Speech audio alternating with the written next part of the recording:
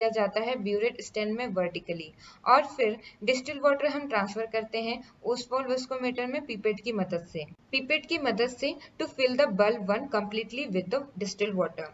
Bulb 1 completely fill होने के बाद अब हम दूसरे साइड से लिम में रबर ट्यूब को अटैच करते हैं और बल्ब 1 में जो डिस्टिल वाटर है उसको सक करते हैं ताकि वो जो लिक्विड है वो बल्ब 2 के अपर मार्क ए लगभग 1 से 2 सेंटीमीटर अबव तक आ जाए।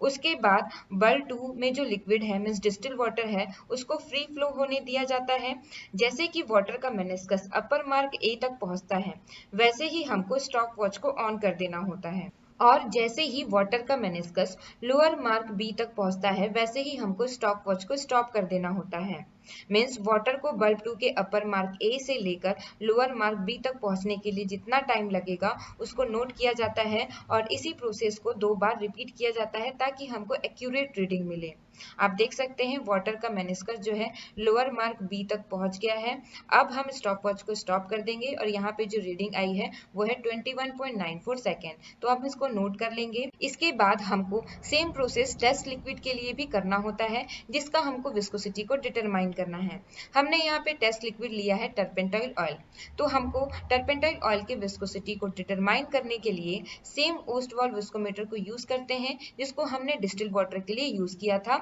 उसको ड्राई करने के बाद। तो हमने सबसे पहले यहाँ पे टर्पेंटाइल ऑयल को ट्रांसफर करना होता है, तो सबसे पहले हम इसको ट्रांसफर करेंगे बल्ब 1 में पिपेट की मदद से। यहाँ पे हमको सेम वॉल्यूम टर्पेंटाइल ऑयल का ट्रांसफर करना होता है जितना वॉल्यूम हमने डिस्टिल वाटर का लिया था इससे पहले। टर्पेंटाइल ऑयल को बल्ब 1 में कम्प्लीटली फिल करने के बाद अगेन हमको टर्पेंटाइल ऑयल को बल्ब 2 में लाने के लिए रबर ट्यूब की मदद से सक करेंगे। आप देख सकते हैं यहाँ पे सक करने पे ऑयल जो है कैपिलरी से होते हुए बल्ब 2 में फिल होते जा रहा है। हमको बल्ब 2 के अपर मार्क ए से लगभग 1 से 2 सेंटीमीटर ऊपर तक ऑयल को सक करना होता है और उसके बाद ऑयल को फ्रीली फ्लो होने दिया जाता है। जैसे ही test sample means turpentine oil का मेनिस्कस जो है अपर मार्क ए में पहुंचेगा वैसे ही हमको स्टॉप वॉच को स्टार्ट कर देना होता है। जो विस्कोसिटी होता है वो टेम्परेचर डिपेंडेंट होता है, मीन्स टेम्परेचर के साथ वेरी करता है, इसलिए हमको टेम्परेचर को नोट डाउन करना होता है।